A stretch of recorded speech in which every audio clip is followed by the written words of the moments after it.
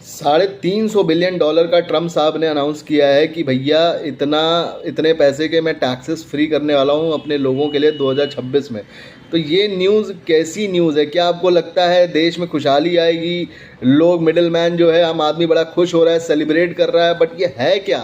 आपको क्या लगता है ये बहुत अच्छी न्यूज़ है?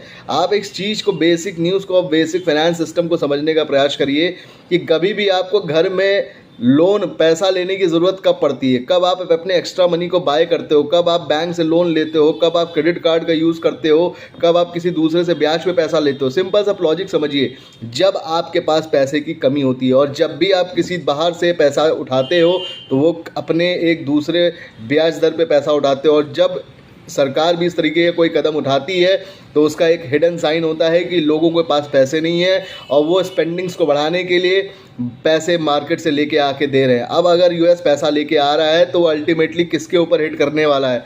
जब सरकारें पैसा लाती हैं तो वो बॉन्ड्स के अंतर्गत, वो बॉन्ड्स, ट्रेजरी बॉन्ड्स बढ़ेंगे, ट्रेजरी बॉन्ड्स बढ़ेंगे तो उनके इंटरेस्ट रेट बढ़ेंगे, इंटरेस्ट रेट बढ़ेंगे तो इसकी वजह से इन्फ्लेशन बढ़ेगा।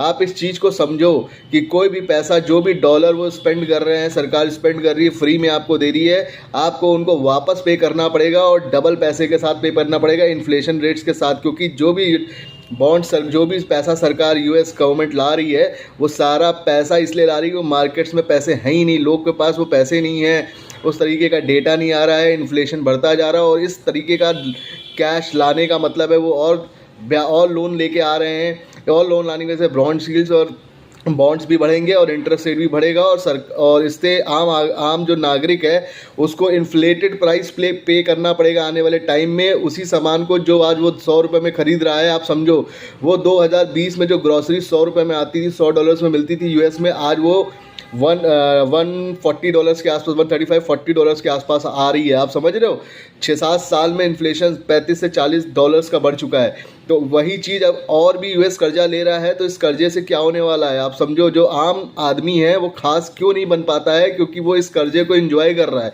उसको लग रहा है ये मेरा कर्जा नहीं है, ये सरकार ले रही है। सरकार कर्जा ले रही है, पे तो तुम्हें ही करना पड़ेगा, इन्फ्लेशन रेट पे प्रोडक्ट्स खरीदने पड़ेंगे मार्केट में। और इन जो पैसे आ रहे हैं वो आम आदमी क्या करेगा? वो उससे खरीदेगा मोबाइल फ़ोन, गैजेट्स, वो उससे खरीदेगा कार, वो उससे क्या करने वाला है? वो एंजॉय करने वाला, और बाद में वो पैसे हो जाएंगे ख़त्म।